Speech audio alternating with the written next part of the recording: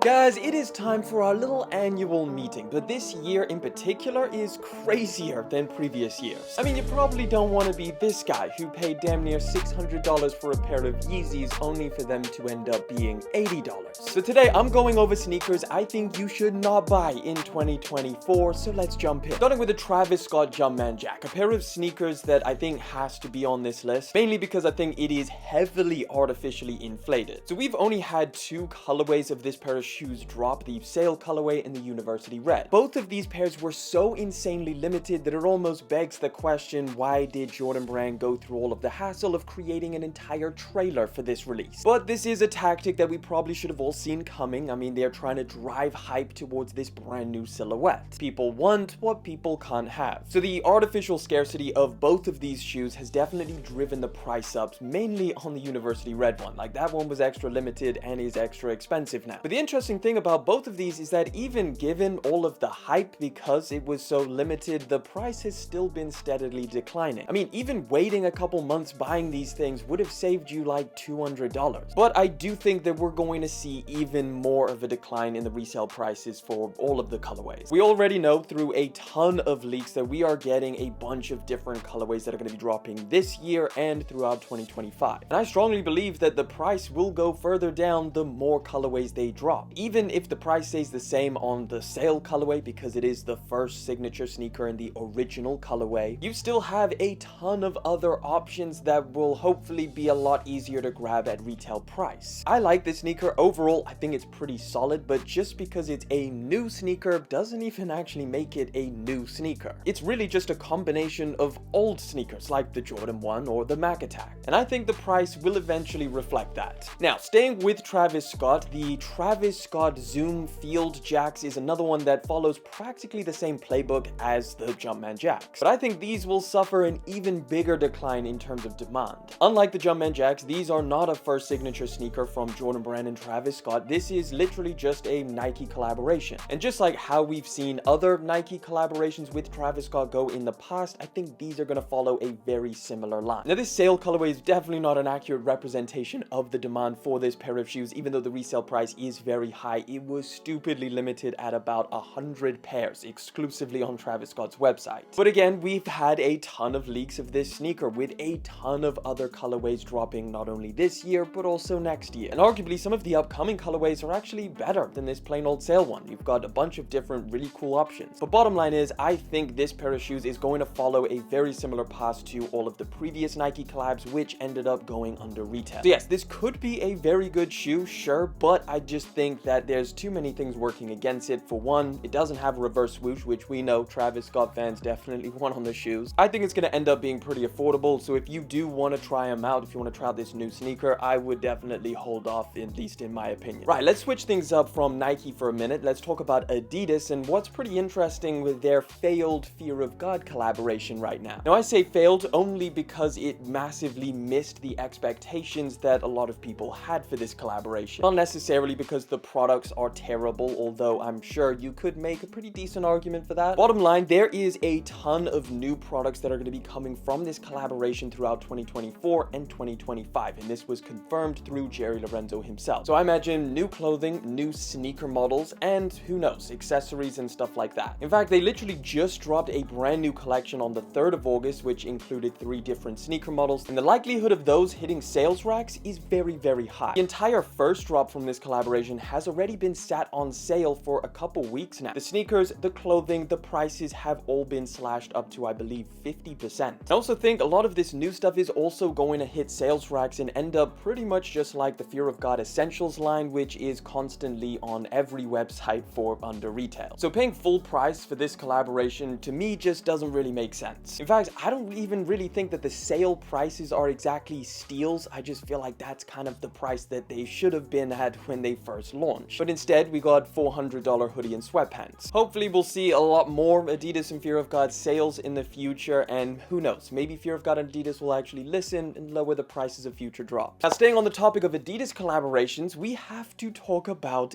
Yeezys. We just witnessed the unthinkable yesterday. Adidas slashed prices of Yeezy sneakers for up to 70% off. And this time, it wasn't just the Yeezy 380s, the 450s, and the Quantums. People were grabbing the $600 Yeezy 950 boots for under $200, Zebras for $150, foam runners on sale, Yeezy slides, and a whole lot more. This is the most unprecedented and insane things we've seen in sneakers for a very long time. Sadly, for a lot of us, specifically here in the EU and the UK, we've had to sit on the sidelines and watch this chaos go down. Because of course, this sale only happened in the US. I believe this is because Adidas is allowed to sell Yeezys and not accept returns out in the US, whereas here in the EU and the UK, we have the Consumer Rights Act. This basically means that anybody in the EU or the UK is always entitled to 14-day returns. So Adidas probably just wants them gone. They're sick and tired of people returning stuff in the EU and the UK, so they just moved it out to final sales in the US. But what we do know is that there is multiple Yeezy sales at different Adidas stores in the EU, like this one in Germany where they have slash prices on Yeezy slides and 350s. So why are Yeezys on the don't buy list? Well, basically it's don't pay resale for Yeezys, at least until the end of the year. Not only are a lot of the prices going to tank once people get pairs in from this Yeezy sale and decide to flip them, but also we just found out that Adidas still has $150 million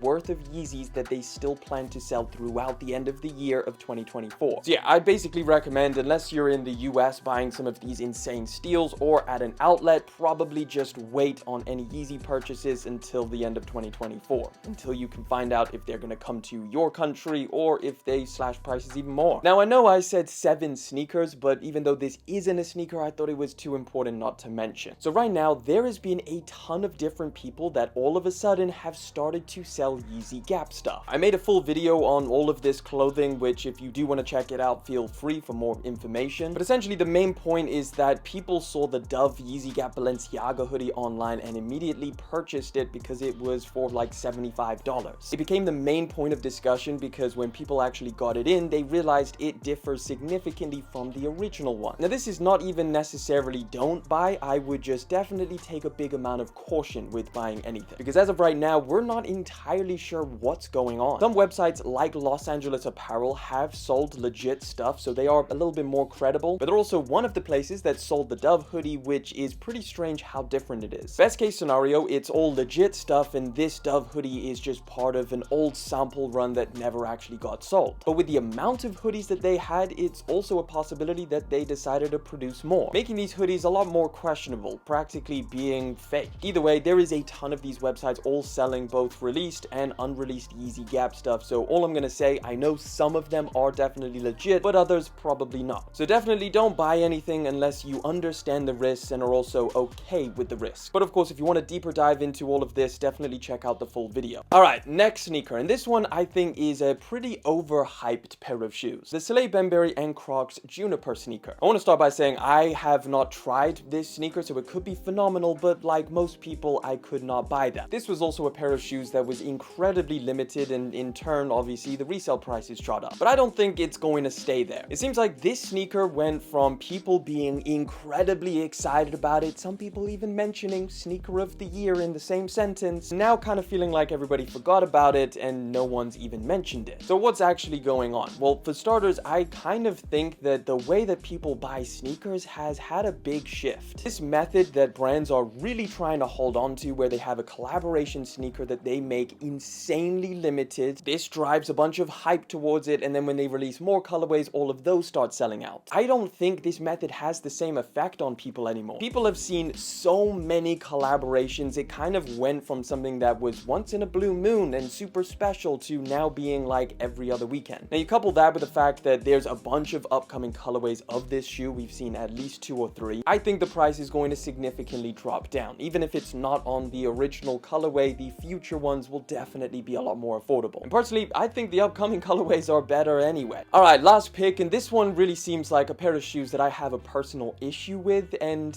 yeah, I do. It's the Drake Hot Step 2. Now, I have spoke about this pair of shoes quite a bit. I even bought 2 different colorways to really give it a good chance. I was fully expecting me to be rocking this pair of shoes this entire summer. However, like I've explained in a previous video, they disappointed me quite a lot. To anybody who hasn't tried a pair of these, they're a lot more uncomfortable than I originally thought they would be. They've got a lot of hard material both on the top of the shoe and the midsole. They also feel pretty cheap in hand. The materials don't feel great, which is a bit of a a shame considering they retail at $200. Now, I'm not entirely sure if the price on the original colorways are going to come down, but what I do know is that there is a ton of upcoming colorways. It's going to make this pair of shoes in general a lot more affordable, and I think the more people that try these out and realize that they're not as practical as they thought they were going to be, the price will definitely drop down. I mean, I would struggle to pay retail for this pair of shoes, let alone a resale price. So yeah, I would definitely recommend waiting on this one if you did want to try it out. Do you guys have any sneakers that you think people should not buy right now? Let me know down in the comment section, and if you want to check out sneakers that you should buy this year, click that one right over there.